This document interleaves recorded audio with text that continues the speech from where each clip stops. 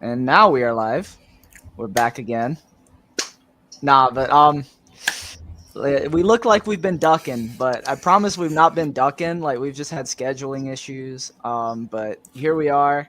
Um, we didn't win, so we can't say that we're waiting for a win. We're back. We're doing what we said we'd do. We got Dave. We got Ian. Of course, me. What's up, Dave? How are we feeling? I'll start with you. What's up, man? I'm good. I'm good. Personally, I'm feeling good, but right now, I'm feeling a little shaky as far as the team goes. Of course, the last two performances I've been telling. It could be a simple issue as far as fatigue. You know. Or it could be an issue that they figured us out, and Inzaghi has to figure out another way to win games. So we could talk in depth, but yeah, I'm kind of shaky. I'm not as confident as I usually am. What about you, Ian? You're the only one eating good. You've got some Handanovic clean sheets to enjoy. Oh, for sure, for sure. Slovenians eating good right now. Nah, yesterday was the first match that I didn't watch in 5 years. I watched every single official Inter game in the last 5 years, but yesterday I went out clubbing with my mates. Um, so yeah, Good it was decision. fun. Yeah. I didn't miss anything. I mean, I even brought a guest. If you guys want to meet her, come here. Her name's Bubbles. Oh my God! Yeah, What we the? met. What are It you was love doing, at bro? first sight. Yeah. So Wow. she's joining us today. Oh, congratulations. You see Uh, what Inter's doing? Inter uh, got people really losing their minds out yeah, there. yeah. So Ian's completely lost the plot now. We got to get some for wins. real. What do you mean? I got a girlfriend. Come on, let me be. uh, no, but I think I agree with Dave, and I think Ian's on the same plane right now. We all seem to just be hunkering down right now. Just trying not to suffer too much. I mean, even the team I think did that yesterday. It was very symbolic of their performance, where I felt Yeah. like the team did not want to score. I mean, that's been a story for over a month now, but yeah, I mean, not losing yesterday I think was the main concern for both teams because like you could tell like Milan were getting chances, but they weren't even feeling it. So, I Yeah. mean, and that's concerning when these are the top two teams. Well, now second and third in Serie A because Napoli have now taken the top spot. God, this Mhm. just sounds like a disaster. Tell us in November that we were going to be making this episode. Um, but yeah, where do we I even mean, go? bro. Let me take where, it where do then. we It go says, from here? damn. Wow, that's crazy. I've never seen Mikey like this. Mikey is really he doesn't know where to or a guy that usually directs the ship. He doesn't even know where to stir us. So I'm as let me rudderless as the team right now, man. Like, let me take it real quick, man. I got a bit of positivity, and and it's likely to come true, to be honest, because it's not all doom and gloom. We have a match on Friday, which actually it could be a good thing and a bad thing. First, a bad thing because we just played yesterday, and our guys look dead tired. So probably getting a match on Sunday or Saturday would probably would have been better, but we got Liverpool the next week on Tuesday, so that's why they scheduled it on Friday. So that's a short rest for us. But the good thing about it is that we get to play a couple of days before Milan and Napoli face each other, and we're playing the dead last team in the league. So if there's a team that we should be able to break or duck against, that statistically, it should be Salernitana. We could touch on the Genoa matches, Genoa and Milan matches in depth a little later. I'm sure we want to talk about it in depth what happened, but Salernitana, they don't have anything really going on as far as like Genoa. They have this new exciting coach. The new style has been working for everybody. They've been giving everybody that played problems. Okay, so that's something that you could build on. But Salernitana, they're pretty much wallowing. They did hire a new manager a couple of weeks ago, but I'm sure they used that new manager dust on Milan. So by now they should be coming back down to earth. Um, we should do heavy rotations, and let's say we beat Salernitana. which is likely. I still say it's likely, even in the form of the team in the current form. The players that we have, we should be Salernitana. On Friday, we'll be back to being top of the league, where we have actually played the same amount of matches. 1 point ahead. And you have Milan and Napoli that play on Sunday. That play each other. Hopefully, they cancel each Need other that out with a draw. draw. With a Need that draw, draw so badly. But But yeah, it's not all doom and gloom, man. Let's not forget that match at hand. If we do beat Salernitana, we'd be back to the top. Like, let's say you just freeze the table right there, where every team have played the same amount of matches, would be fairly first, yeah, until everybody else catches up. So it's not all doom and gloom, guys. Let's just hope the guys just find a way to beat Salernitana. I don't care if it's a last minute corner. Just get I those mean, 3 I don't points, want to and then we suffer can that build off it. long. I mean, I don't want to suffer that long. I'd take it. Like, I was sitting there, Mhm. even yesterday, I was like, I'm not gonna get myself up for this match. Like, I'm just gonna hope we don't lose. Like, we can figure this Mhm. out in April. Like, Yeah. we don't have to figure out the Copa right now. But like, I was just sitting there. I was like sitting there. I was like, who can I make a deal with to get us a goal? What can I do? I'm like, if Inter scores, I'll do something. I'll do anything. But Yeah. no, nothing happened. No. But But to go back to Salernitana, I actually mhm. I pulled up some stats. Word on Ian over there. I pulled up the stats Mhm. before him.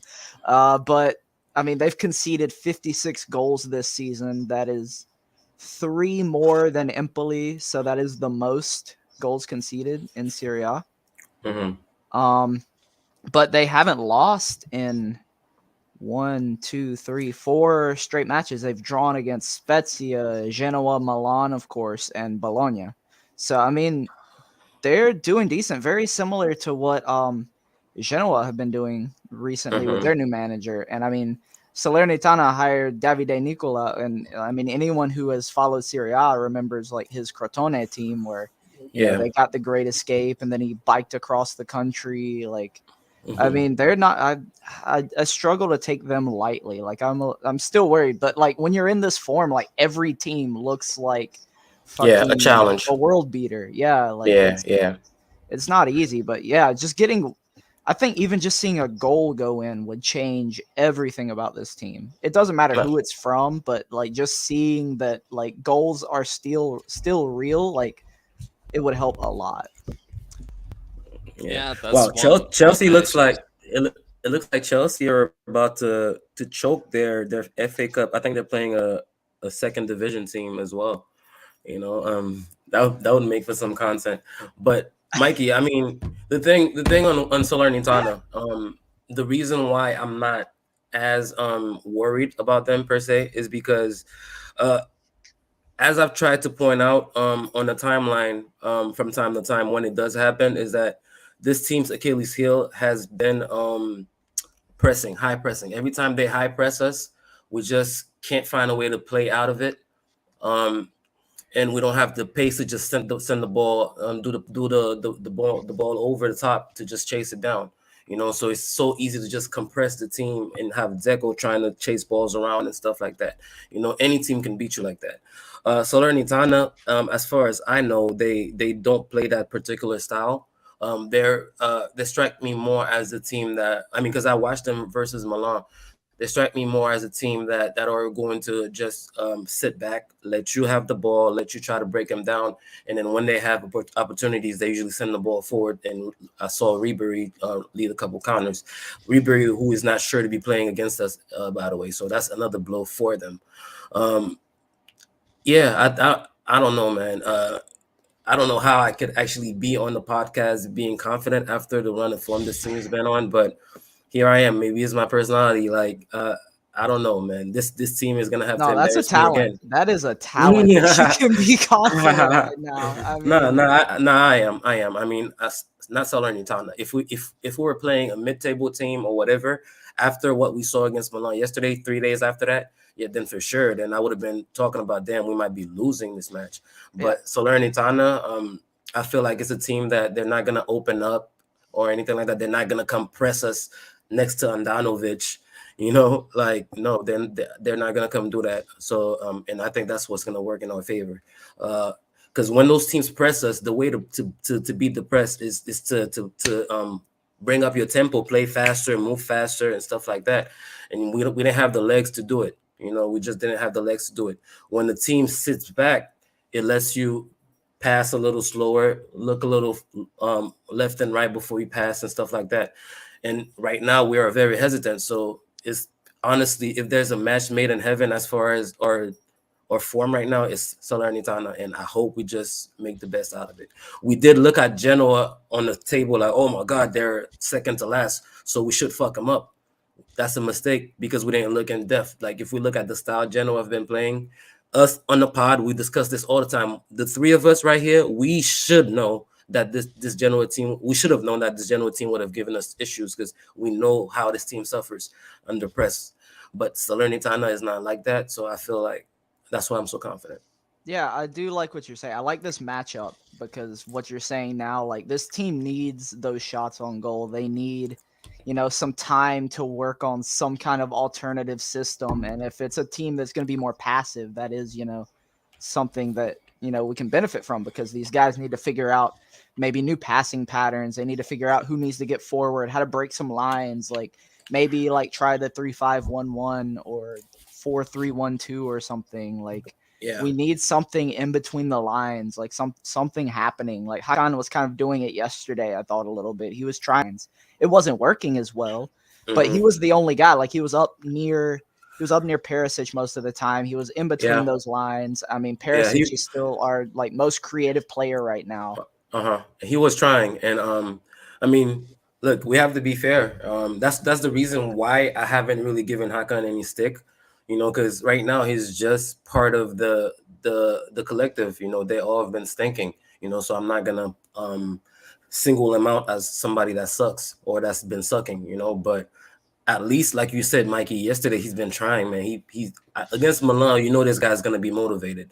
He's trying. He was trying to make the passes. He missed a bunch of them and stuff.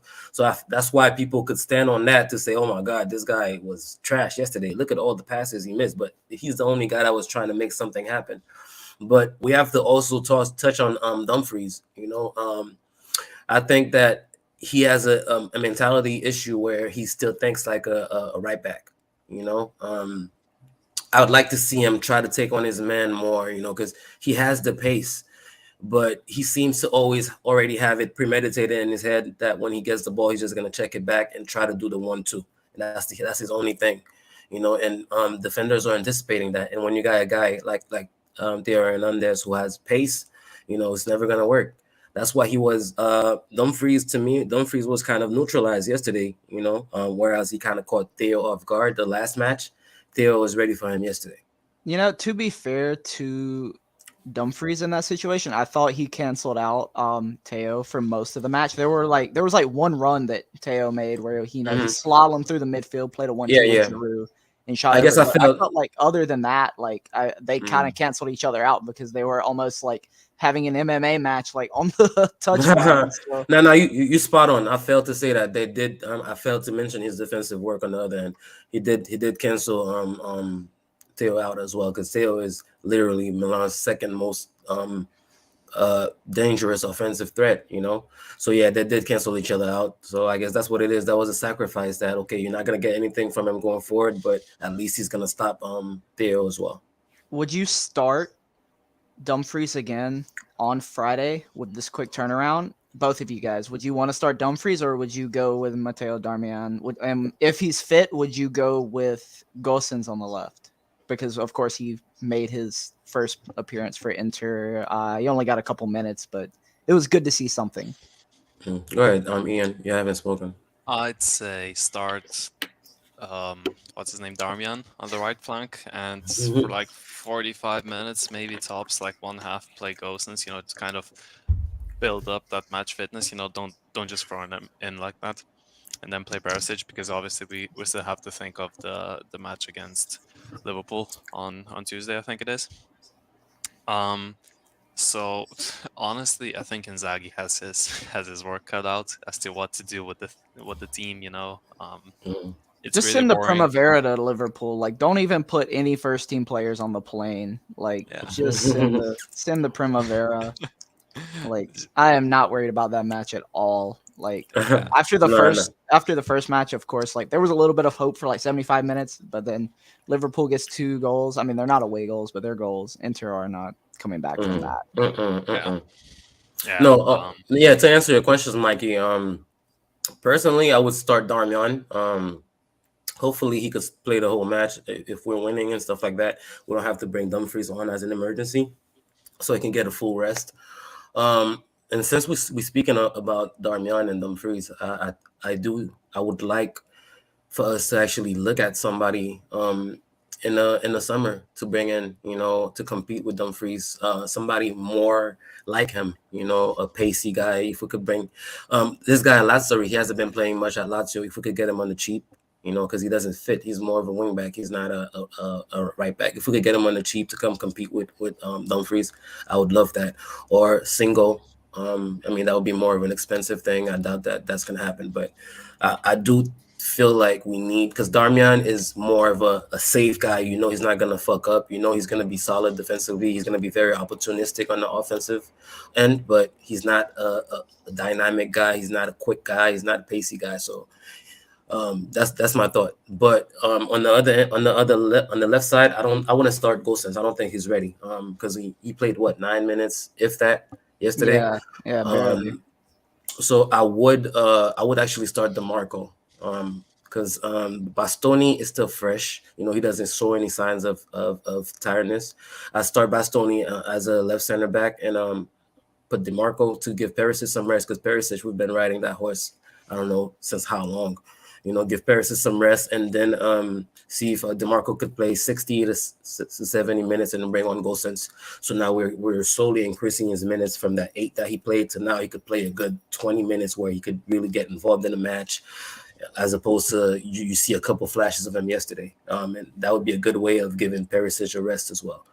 So if we could give Perisic a rest, give Zeko definitely needs a rest, or else he's just gonna die on our account. Hakan needs a rest as well, so we're probably gonna stick Gagliardini or start Vidal there next to Brozovic, and I'll probably rest De Vrij as well, because against Salernitana, I think we could be fine with the Frog. Because they've been starting Ribery. I mean, who's not as fast as he used to be. I know. Juric, the big striker for them, has been starting often recently. That's a good match for Ranocchia. Yeah, I think that could be good for him, and I think we've talked about it on the timeline that there's going to be rotations whether we like it or not in this next match. No. I mean, I'm sorry. Yeah, I wanted to finish on that point because you guys were also talking about sending the Primavera to Liverpool. I had a tweet like that on the timeline, but I don't know, man. I don't want it to be a situation where we send our guys, we put a very weak squad to Anfield and then we get pumped 4-0. That's embarrassing. And, the club we support, like there's a responsibility that comes with it. We have to show up and be professional and put our best foot forward, regardless of what it is. Because 2-0 is not insurmountable by any stretch of the imagination. But the reality being what it is, we know our guys are not firing right now. And what are the odds that they're gonna start firing at Anfield all of a sudden? So it's a quagmire that Inzaghi is, and it's a tough situation. I just think that it's just gonna have to be one last L that we take. We're gonna do heavy rotations versus Salernitana. Hopefully that works, and we don't have to bring our starters in because we can't score. We're gonna put a strong side against Liverpool and give it our best shot. And then after that, we could go back to one match every 7 days, But we need that win against Salernitana. It's a must win at this point. Like, I'm ready to say it. It's like it's definitely a must win because we're counting on match. We've been counting our numbers. We've been doing. Oh yeah, we got a match in hand +3. That match in hand officially only means we would be +1 right now. So we can't afford to fuck around with that anymore. So the next match is definitely a must win. Yeah, Okay, I mean, but what would you do against Salernitana? Would you keep the same strike partnership? Would you rotate? Because right now we are 4 games without scoring, and even in the game against Napoli, it was a fluke goal by Dzeko. So I wouldn't really count that. So we're basically 5 games without scoring. The same thing about Gosens. I feel the same way about Correa. I would not start him right away, because I remember there were doubts that he would even make it for Milan. So why would you just throw the guy in. But Zeko for sure, he can't start. So I don't know if he's gonna do Lautaro Sanchez, or even I don't what's Caicedo, man. Probably throw on Caicedo with Sanchez or something like that. Just to hold it together until we could bring on Correa for a 30-minute cameo, or whatever is needed. That's what I would do. Is this is the match that we have to really rest our guys, because it looks like they need it. They desperately need it. Their bodies are calling for it. We have to do it. I mean, I know the other end of the spectrum is that, this is the best match for you to put your strongest side, for them to find their mojo, pump them 4 goals, and then everybody remembers what they need to be doing. But when you do that, and then you play Liverpool again, and by the time you're playing Torino, you're gassed. You pretty much bottle the league, because it's too close to call right now. So yeah, if you're gassed against Torino, you're screwed, because that Torino team does everything that bothers this Inter team, and that's kind of where, like, I think this team got figured out, was the first match against Torino in December, because that was the first match where a press. I mean, we had seen presses get to Inter, but like in the second halves of matches, they had broken through. But that was the match where it was, really a grind. Like, got the 1 goal, but like that was it. And then after that, like, the pressing on Inter started to be much more effective. So I mean, these guys need to figure it out before Torino, because that could be another Sassuolo type issue of a game. Any of these mid-table teams that press are going to give Inter problems right now. Like, that's what we're seeing. Unless like, they shake it off, it's going to continue to be like that. So hopefully this Salernitana match is, the tonic that they need. Like, even against Torino, if you scrape out another 1-0, that's still massive. Then you have Fiorentina, who is, the same type of press, another very proactive manager. And then there's an international break. Juventus right after an international break. It's gonna be interesting. But Mattia saying that Inzaghi wants to kill Dzeko, and that guy's withering away in front of our eyes. I mean, I was surprised to see him get taken off in the last match, but hopefully with Correa back, that does let him get a little fresher. I think that shows us a little bit, probably how Inzaghi does see Correa. He probably does see Correa and Zeko as interchangeable, because there's no way that the directors could have looked at the squad and said, we could rely on Zeko for 38 matches as our starter. Maybe the plan was always for Correa to be the guy, but he broke down. So hopefully, I don't know, man. Knock on wood. I like making fun of the guy on Twitter, but at this point, man, like, we desperately need him to stay fit. So that's why I wouldn't even start him against Salernitana. Let's keep babying him, give him 20, 25 minutes. We'll even play him against Liverpool, and then Torino, we could play him. Yeah, the last match against Salernitana, we started Alexis and Dzeko. I think we could see that being the starting front two again in this one. What else in that match? D'Ambrosio started in the back line. It was, full strength everywhere else.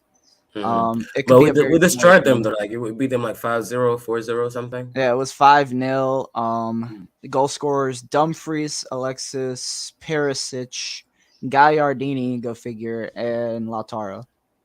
Okay. So I mean, anything like that, I would kill for 2. I'd kill for 1 goal at this point. So I mean, beggars can't be choosers. I'll take whatever they'll give me. But no, things shit got real, bro. We'll take a 1-0 with a ball that just happens to bounce our way, and somebody just kicks it in the goal. Deflection goal. But at this point, it seems like.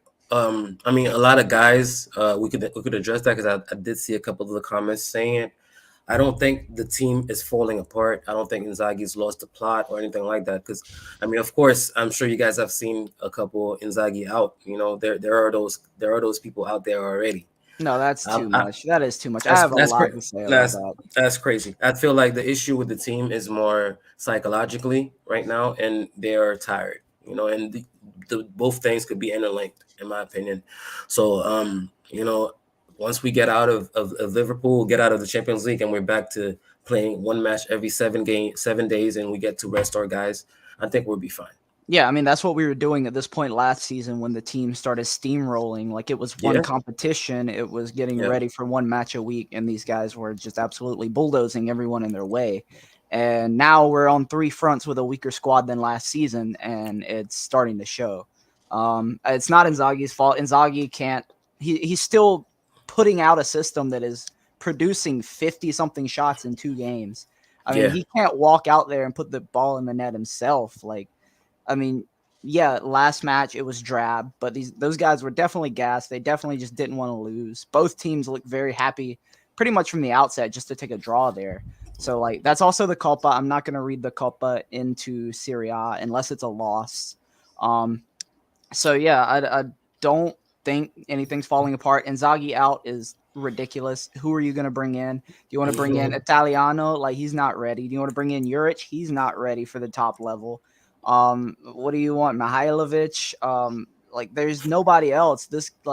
Just give this guy a few more players, give him a couple more years, and this could be a really unstoppable team. Yeah, honestly, I was one of the guys that were quite like tentative about Inzaghi. I was like, yo, wait and see. I remember early in the season when we started our run, everybody was talking about the extension and stuff, and I was like, no, let's wait. And then after the Copa, I was like, yeah, give this guy the extension because I see what he's doing. You see that this guy has so many ideas in his head, what he's doing with Bastoni going forward, the way that he gives Dzeko the freedom to come down and play and playing off Lautaro, even if it's not working right now. You see that's a guy that's a smart manager that has an idea in his head. It's not just a guy that's just going to put players in and just do the same thing over and over again. So, and he's a pretty young manager too. So, no, that's a guy we should support. Give him a squad and see what he does with it. Yeah, I mean, he's still a young manager. I mean, he managed, 4 or 5, maybe 6 seasons at Lazio, counting the Primavera, something like that. I think 5 years, yeah. Yeah, 5 years. In 5 years, it takes much longer for a manager to, really, really get to the top. But he's close already. Like, he has ideas. It's clear. I don't think Beppe is the type of guy that's just going to nuke something this early, especially with this manager. So, like, if y'all aren't liking what Inzaghi's doing right now, like, you're going to have to deal with it because he's not going anywhere. He's not going anywhere. Yeah, you better get your Twitter fingers going out there if you're not happy. Like, that's all. Some Twitter therapy is all you're going to get because it's this guy or it's nothing because you're not going to pay 20 million for someone like Conte to come back or however much it would be for someone like that to come back. I mean, the guy who lost to a 3rd division team yesterday. Fun fact, the Slovenian was playing there, so I'm feasting again. So a Slovenian knocking out Conte. Wow. Ian put out a hit for that one. Sent a bullet, man. Sent a bullet. Ian has all the Slovenian related fun facts, bro. That's crazy. Yeah. I mean, that was probably his cousin. Slovenians Like, in the world, so Yeah, he just like called up his second cousin, and that's who went and banged in a goal or something. Like, I mean, Inzaghi. It's not Inzaghi's fault fully. I mean, yeah, there are some things like. I mean, he's gotten his subs wrong in a few matches. I think he started wrong in a few matches. Like. But those are just, early manager growing issues. Like 5 years is not enough for a manager to be like, the top of the top. Like, I mean, unless you're going to have a Pep Guardiola or like someone who's like, a prodigy. I mean, that's different. Like Inzaghi is a smart manager that just needs more experience. And this is a learning experience. No matter how much it's like, we're suffering right now. This is a learning experience for the manager. And the quicker he gets out of it, like the better he's going to be for it. Yeah. And we should also take into account that he is in a much more demanding environment. When he was at Lazio, like those little losses here and there, like they're whatever, I don't even think the press makes much of a fuss about it as long as they're close to being in the Europa positions and stuff like that. At Inter, every negative result is a tragedy. Every time you drop points, you have to analyze it. You have to find out what the issue is. So that's a thing that I'm sure he's not used to. He wasn't used to, and he has to show that he has the mettle to deal with it, and also to find solutions when solutions are needed. Because that's the thing. Most coaches, they have a struggle between finding when to change something or when to just decide, what I've been doing, it just needs to keep keep I need to keep doing what I'm doing as just a players and stuff like that. So hopefully he could figure it out. Yeah, I mean, and what I really like is, the Curva has plenty of wrongs, plenty of issues that are very well documented. But the way that Mm-hmm. they've still been behind the team so far, the banners that have been out front of the training ground and things like that, Mm-hmm. like it's funny to see the Curva now trying to hold this team together when usually they would be on the team's back. I'm really Yeah. liking that. Inzaghi, of course, is a more political, manager. Like he'll play politics in the media. He'll back his guys. He's not gonna go out like Conte and be like, "Well, you got me guys from Sassuolo and Cagliari. What do you expect me to do?" He's not gonna be like that. I think that calm head is eventually gonna prevail. Like because if Conte was there right now, I think we would be feeling the way that Spurs fans are feeling right now. Nah, Like it for would be sure. very chaotic. Like we've seen For it sure. before. Um, Yeah. And now that you mentioned Conte, let's touch on it a bit because another popular first of all, I mean, I'm not sure how much Inter Twitter, for example, is reflective of the entire fan base. We tend to get lost in Twitter, seeing what we see on Twitter and thinking that that's how the whole fan base feels. I try to get myself out of that from time to time. But if we look on Inter Twitter, there is a significant portion that are saying, "Oh my God, we want Conte back.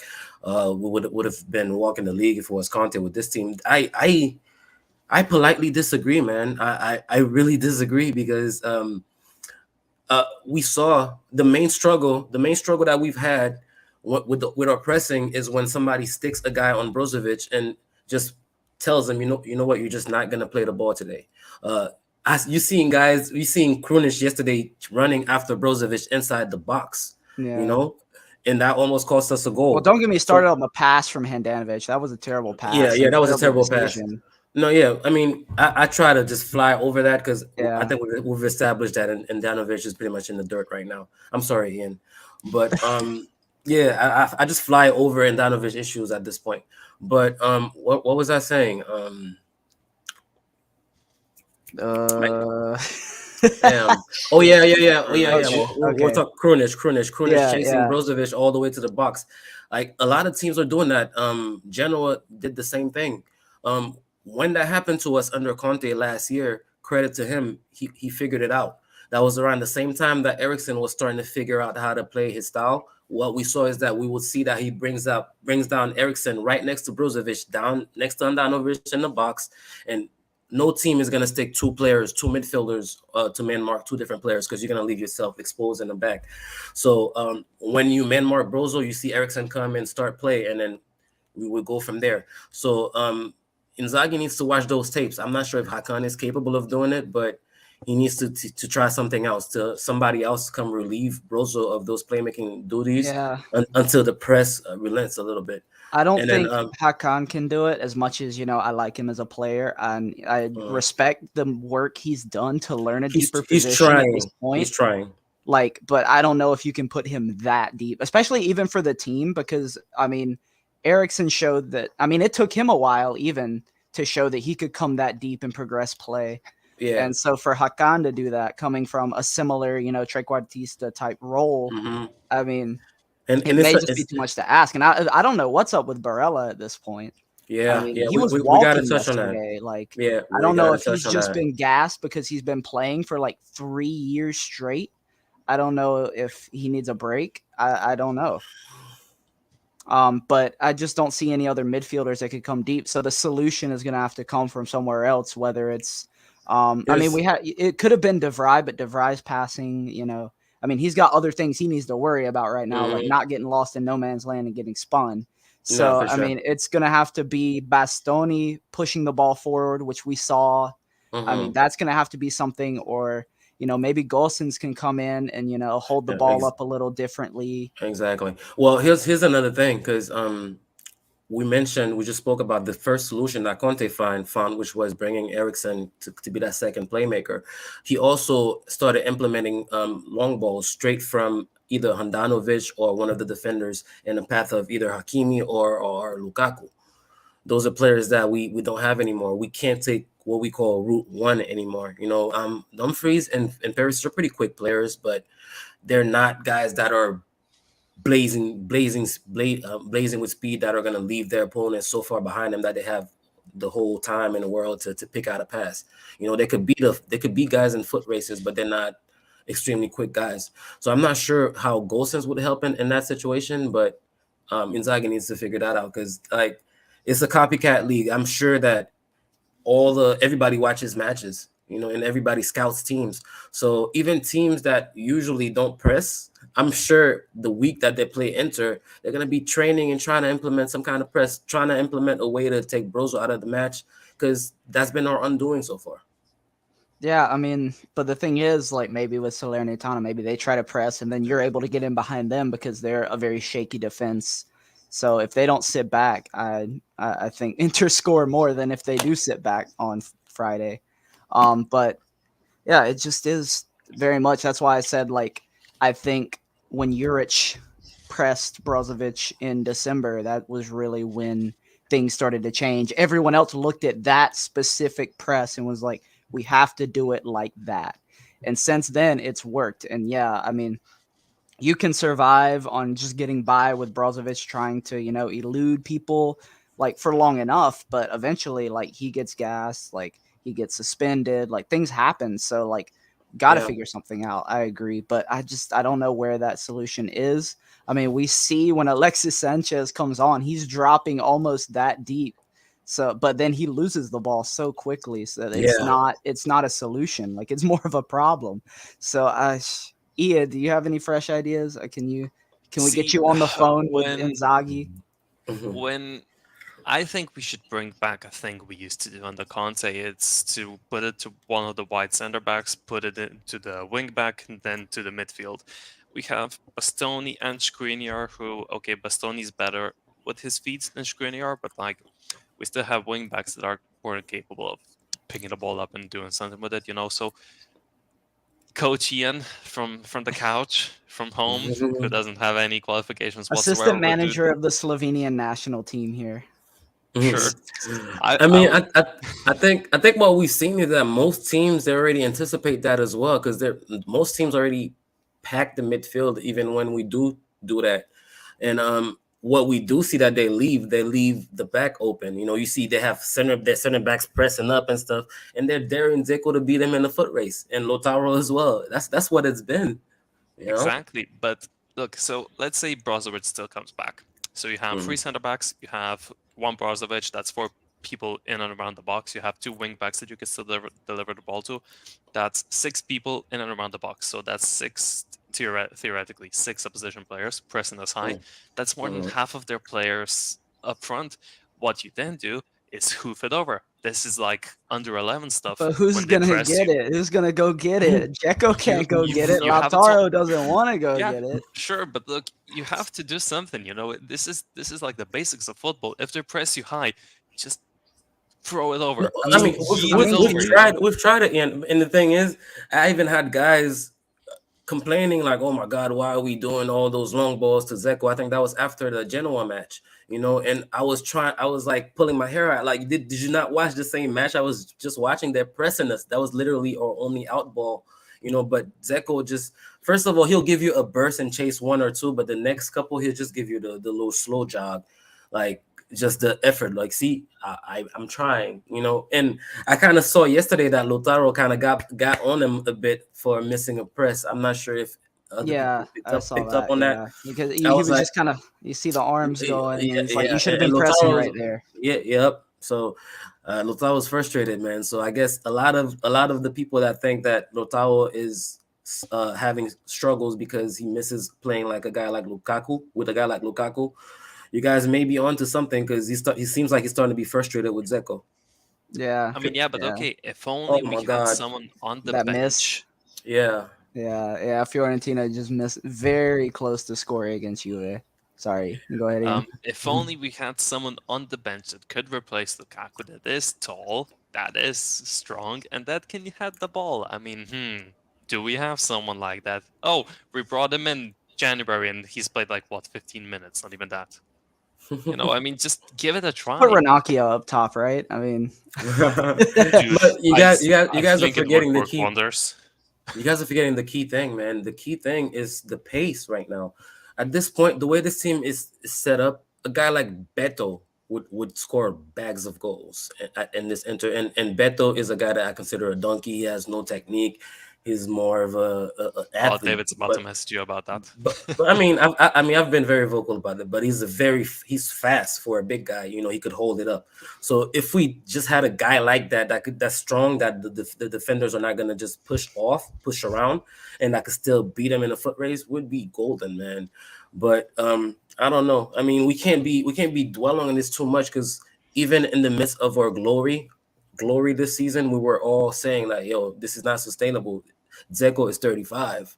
And here we are. Andanovic, we spoke about all of this. So, the people that have been following us for a while, they know. I still think that Caicedo can do a job. I know that's who Ian was alluding to. Like, when he came out against Genoa, he almost helped produce the most clear-cut chance. It was played into his feet, and then he turned and played it to Lautaro, who I think scuffed a shot or something. I don't even remember what happened. Doesn't matter. They didn't score. But I thought that was something bright. That was something we haven't seen from our strikers, in a while. But, Caicedo, Correa, as he becomes more fit, we need to see stuff from these guys. Exactly. It's about the unpredictability, because right now we're putting out the same starting 11 week in, week out. They're tired. Morale is this season at an all-time low.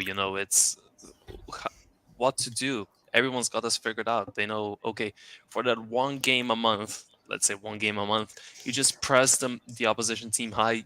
The players are going to run like hell, but you will at least get a point against supposed Scudetto runaway winners since November, December. We've been hearing on the timeline, oh, if we survive January, February, it's a wrap, at this point, just try something new. Just be something unpredictable. Even play. Guys, let's not get off our predictions, because Mikey, what did we say? If at the end of January, February, we look in the table and we see that we're 1 or 2 points, either three, and technically I still count the match. I'm counting the Salernitana match as the match at hand. Let's say we beat Salernitana tomorrow and we're back to everybody will be matched back to 26 matches or 27, I think. Yeah. 27 matches would be at the top, so that's what we wanted. And then going forward, we'd be top till Sunday. We'd be top till Sunday. And then possibly still after Sunday? Still after Sunday, because if they draw, I think if they draw, Milan will be top, I think. I don't know how the three. Let me do some quick math right now. Math is not my strong suit. Yeah, okay, so if we win, we're on 58 points. If they draw, both teams are on 58 points, but we still have. Yeah, but no, Milan. The game would be back in our hand. Milan. Oh yeah, would have the match at hand. Yeah, you're right. Yeah, so we still have Milan the match. Still has the head-to-head with us, so they would be up top. Yeah. But the thing is, we have the head-to-head with Napoli. Then how does that work? Who's going to have the head-to-head between Napoli and Milan? This is an insane triangle going on. Okay, Napoli already beat Milan, so Napoli would have the head-to-head. Head-to-head against this triangle, bro. I swear to God. No one wants to win this season. That'd be like rock, paper, scissors. Yeah. Wait, how did we play against Napoli? So we won. No, we drew one game. How did the first game go? We beat them 3-2 the first match, and then we drew 1-1. So we have the head-to-head against Napoli. We have the head-to-head. Milan have the head-to-head against us. Goal difference. Then it's goal difference between all the teams. Our goal difference is still the highest in the league. That'd be us then. That'd be us. Because they did say that if it does get to a point where everybody's equal on points, they'll do like a mini table between the three teams. But even then, we don't have to worry about that, because after their match, we'll still have that match at hand. So hopefully they do play a draw. I know Milan will be tired, because they played the same day we played, and they played their strongest 11. So I know they're gonna be tired. Romagnoli went off injured, so I think they only really have one true center back right now. Yeah, I mean, Kalulu's done. To be honest, he's done really well as a center back. So I've been impressed. Better than Romagnoli at this point. I'm not gonna say that, because the one true chance we had yesterday of scoring a goal, Romagnoli did very well on it on that header because Dzeko was gonna score that. That was a tap in header, you know. And if it was Kalulu there, a shorter guy, nobody would have been able to get it. So I got to give Romagnoli his credit. But I must say, Kalulu has been impressive for a guy that could play across the back line, and he hasn't looked intimidated to be in big matches either. And Tomori, you see the talent, but he's been inconsistent because he'll put in a good performance like he did against us, and then he'll stink it up against Salernitana, you know. Yeah, So same thing with Magnon. I mean, he's been great all season, but has been pretty shaky recently. yeah, I don't know. I mean, it's almost like a toss up at this point. I still don't think Juve are in the Scudetto race. I'll put myself out there saying that just because I think they have so many injuries, and even their bench for this match tonight is so short. yeah. Like No, I they I can't. feel bad for them. Who got injured again from them? The last match, Zakaria, who they just bought, Zakaria that just bought McKinney. broke his foot. Yeah. There's. Let me just look at their team. Dybala is injured Yeah. constantly. They got Chiesa. Yeah, they got a whole bunch of injuries, man, and it sucks. You know, we've been fortunate because imagine if it wasn't just Correa that we had to wait on for most of the season, or I mean I can't even count Gosens because we bought him in January. Correa's been pretty much our only injury issue, you know. Yeah. So Yeah, I mean, we had a scare with Bastoni, but he's still young enough. Those ankles are still made yeah, of rubber. but He's yeah, fine. Bastoni came back the next week. That was crazy, you know. But yeah, Yeah. Yeah. Let's what do see. you guys predict? You guys have any predictions? For Salernitana or the rest of the Mhm. league? Because that Salernitana. was too much. I mean, Salernitana, I'll say 2-1. I mean, they've got the Bonazzoli's been doing well for them recently. They've got enough former Inter guys that, one of them could strike.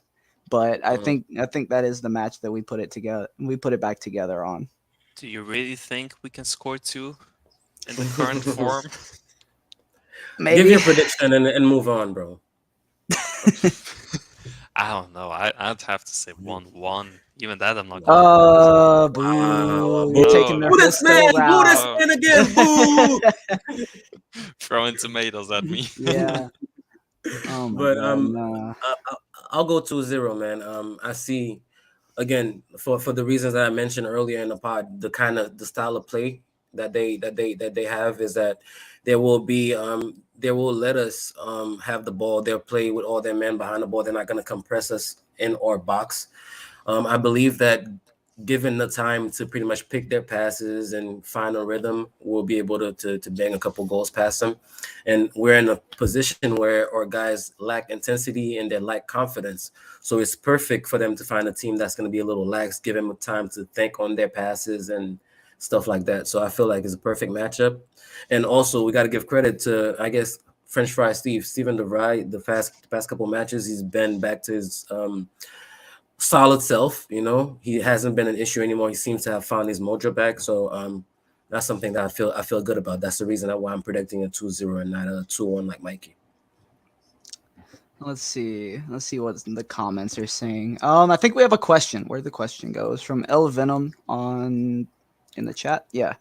I think we've talked about this a lot, but yeah, who's your dream striker if Lautaro leaves? I mean, take your pick. I mean, it's probably gonna be one of the Sassuolo guys.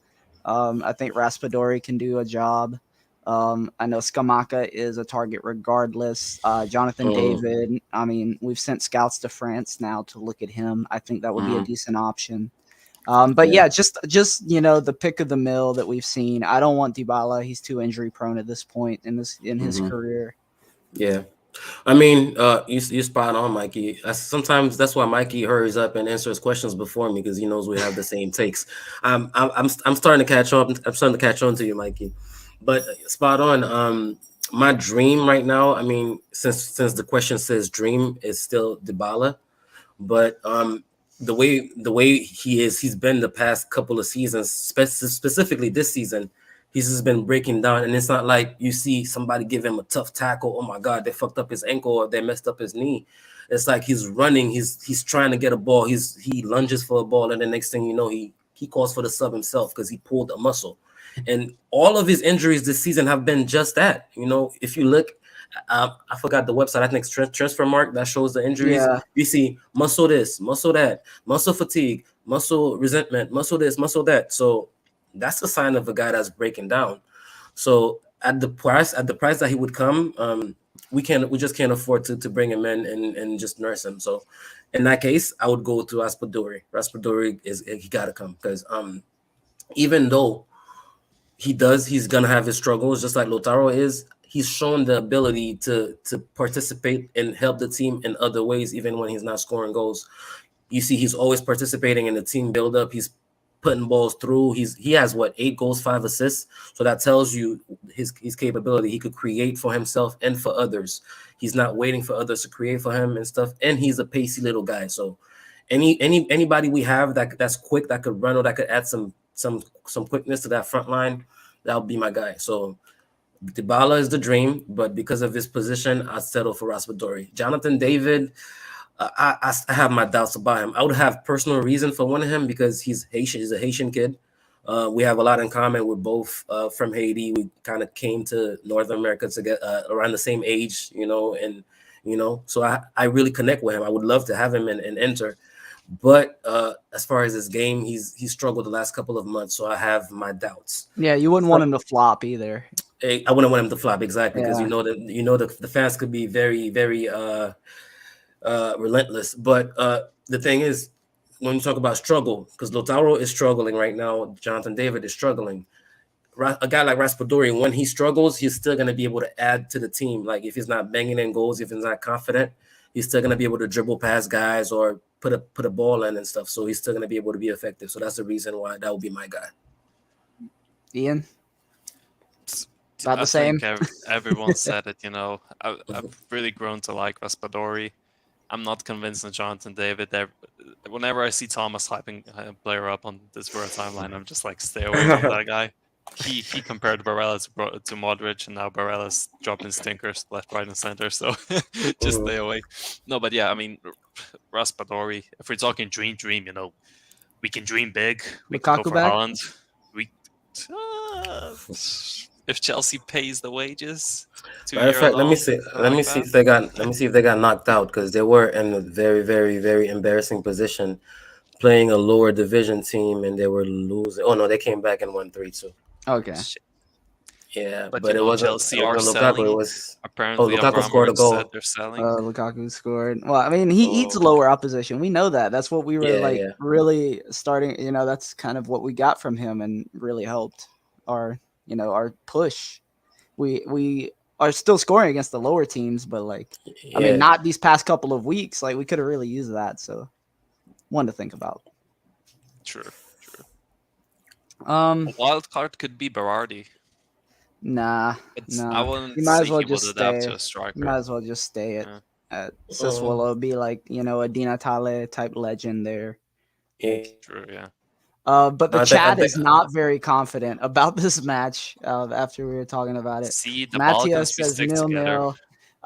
Indra Hari says Salernitana 2-0 OBM Bonazzoli. And I want to apologize to Indra Hari because I realized I was watching a Sharma stream a while back and realized I had been pronouncing his username wrong the entire time. I didn't see the R. I thought it was Indohari, but it's Indrohari. So I am sorry.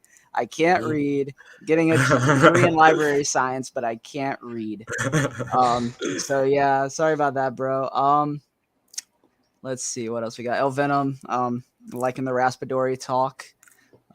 He is also in Interista for. Yeah, big Interista. I was hoping he wouldn't celebrate against us when he scored, but I think he did. But I mean, we have DeMarco who did the same thing, so it's fine. Yeah. If he comes and scores for us, all will be forgiven. No, for sure. No, Yeah. I like him a lot. And the thing is he's what, still 21, 22 maybe. Yeah. I like him a lot. 8 goals, 5 assists, no penalties. I mean, Sharma says Dave in full pastor mode with the glasses on. No, yeah, there's some clean glasses. I like it. I'm the only non-glasses squad. But with this headset, if I wear glasses, it just strangles them on my face. Yeah, it's not a. Bro, it's crazy. Just being in school, man. Like specifically law school, always reading shit. Always, my eyes are messed up, man. I don't like having them on. I started the stream without the glasses, you guys see, But then my eyes started just being blurry. I'm like, oh my god, this is fucking up my eyes, man. Yeah, I have bad eyesight, but also like I feel you with a lot of screen time with a lot of schoolwork. I got my blue Yeah, light glasses, but yeah, I don't yeah, even know. yeah. I don't even know if Those are these what. things work, but like I got them. They say I they mean, work. I don't they know. say they work, so I pay Yeah, for it. I mean, sometimes like I'll be doing work. I got a headache, whatever, and I put these bad boys on, and I still got to work. It helps. I don't know if It it's does help. It pseudoscience, but it is what it helps. is. Um, but yeah, I think we're pretty much to the end of this one. We've given our predictions. We Yeah, checked out all the comments. yeah. Let's see if there's anything else. Anything else interesting. Indra Hari had a lot to say. And he made some good points. Talking about opposition man marking Brazo that it's been happening before, but yeah, everyone's so out of form that like nothing is really Yeah. sticking. I mean, that is fair, and that's why I don't blame Inzaghi right now. But yeah, it is what it is. That's a good point. Usually, what the way we remedy that is like either by upping or tempo. And right now we're tired. We're not able to do it. So that's why I mentioned those two solutions that Conte came up with last year. But yeah, he's spot on. It's not the first time that teams have done it. But the thing is, you also must mention that not every team is able to press as effectively as those teams that we've faced. That guy Blessing, he comes from that tree of Ragnick and Klopp and stuff Oh, like I didn't that. know So that. I had no clue. yeah, he's from that same tree. He was the youth coach at RB Leipzig. So I'm not even gonna try to say it, that GG press, whatever it is. A Gegenpress? Gegenpress, that one, yeah. GG press. Yeah, GG's. Yeah, when they start GG. pressing, Love it's that. GG's. So. Love that. The double G's. but yeah, that's exactly what we saw against Genoa, But yeah, that's about it.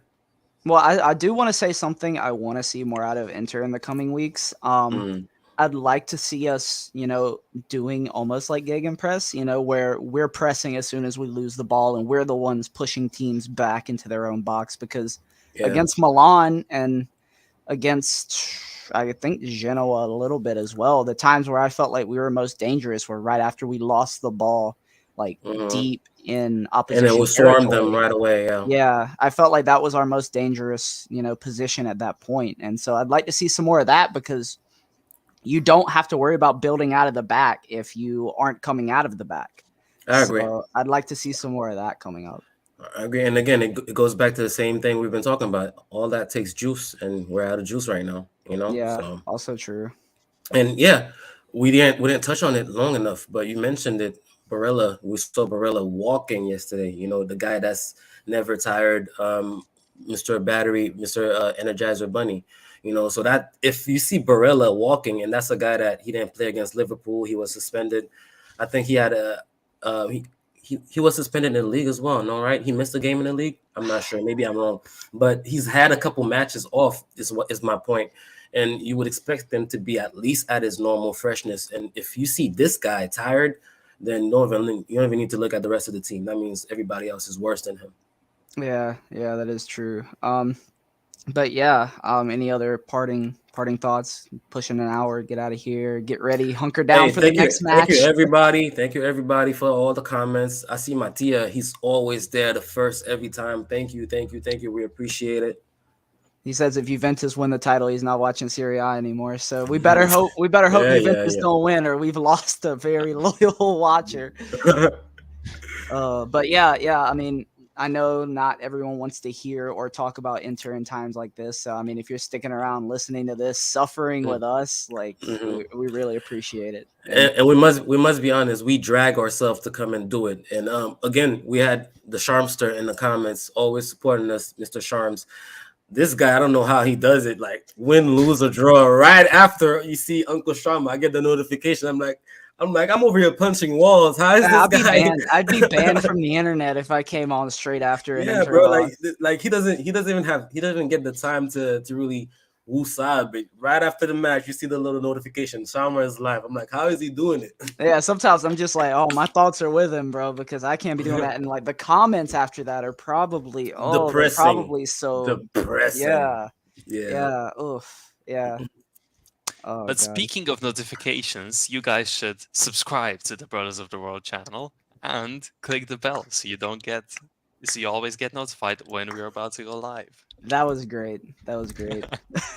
That's head of marketing right there. Yeah. Mattia says thanks for the therapy session. I mean, yeah, we also got you guys to thank. I mean, y'all suffer with us, but it's gonna make the wins feel even better when they start coming again. Thanks for making the episodes easier. I don't think you guys understand how much easier it is with people engaging with us in the comments. It's For so sure. much easier to do content, Yeah, I even mean, For we were sure. to spinning just talk wheels with you early guys. on. We were really spinning wheels early Yeah. on, but it ended up being a good episode, and like we really have to thank the guys who come in, guys, girls, No, for whatever. sure. Yeah. Absolutely. And that's why we always encourage it on Twitter, like when we're going live, to come in and interact with us. It makes it a much fun show, a much more fun show.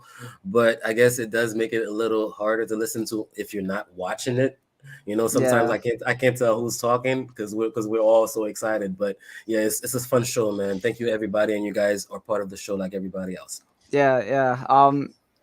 So I think that's pretty much it. Unless Ian wants to go full corporate to see us out. I mean, Uh Of oh. Uh oh. course, of oh, he wants to go course. full corporate. Let's. How do I'll never I? say no to that. Oh, Shameless. yeah. Let me Well, blow you up obviously, real quick. it's my career path All to right. be Here a we go. corporate plug.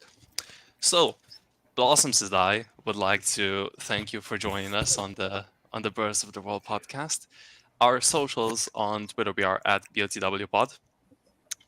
Hit that like button, just like Mattia said. So Twitter at BOTWpod. Follow us there.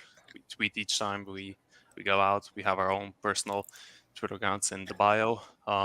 Subscribe to YouTube. Hit the notification button so you never miss an upload or a live stream. Follow us on Facebook and Instagram as well if you want to. And with that being said, take care.